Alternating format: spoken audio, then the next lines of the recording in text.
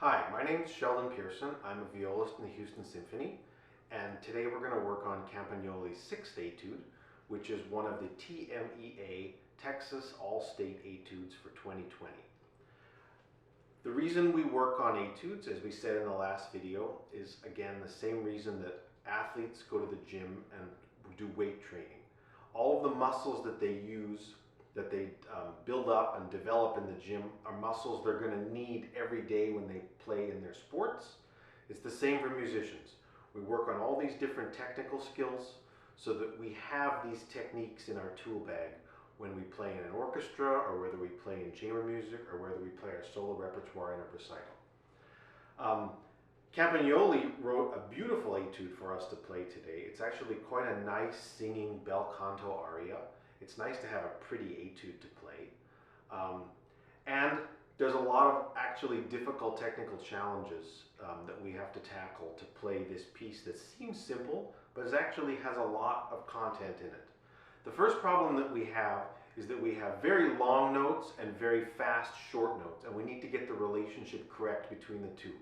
So the way we do that is, you guessed it, we turn on the metronome. So I've got my metronome set to 48. And we play just bar 1, we feel the tempo, 3 and 4, 3 and 4 and.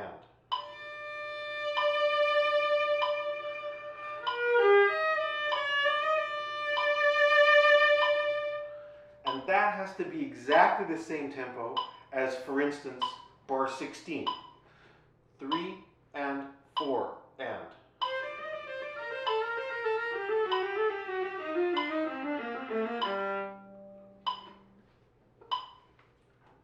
So there's lots to practice just with the metronome, just getting the right rhythms and the relationship between them.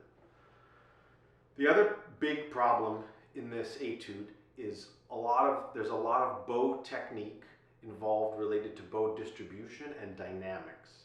Now the first thing we'll talk about is dynamics. The way we make dynamics with the bow is we make changes to bow speed, bow pressure, and also the contact point where the bow touches the string relative to the bridge. Louder, softer, softer, louder. So we use all three of those speed, weight, and contact point to change dynamics, to make crescendi and diminuendi.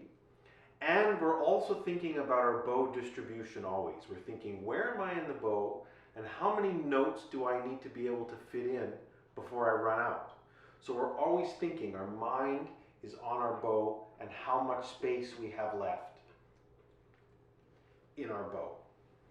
So like, for instance, we've got a big challenge in bars 13 and 15 because we have a double stop in a long note. And the long note is a whole note tied over the bar. So let's think not of 4 beats, let's think of 5. Because actually we need to get to the 5th beat. So we're thinking 1, 2, 3, 4, 5. So 1, 2, 3, 4, 5.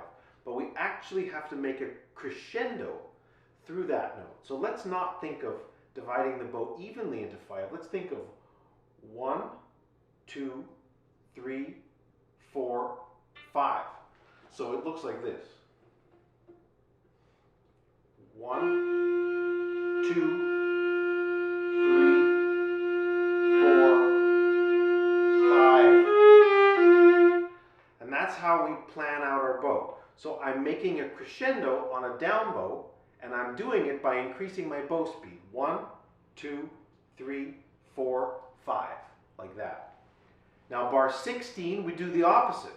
So we've got this fast passage with a diminuendo. So rather than thinking 1, 2, 3, 4, we think 1, 2, 3, 4. Diminuendo. Now from here, in bar 17, we have the opposite. We have a crescendo, so I use the accent to get to the tip. And now, connect and use small bows.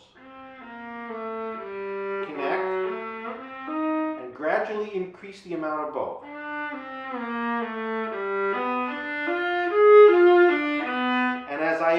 the amount of bow, I make a crescendo.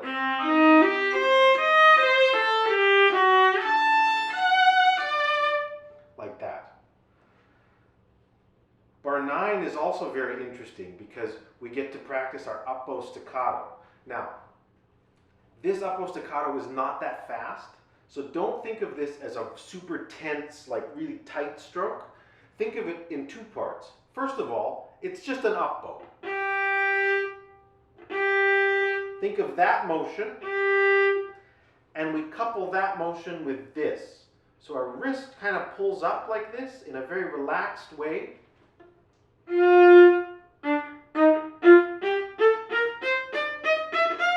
One more time. Make sure I get in the camera. So as my wrist pulls up,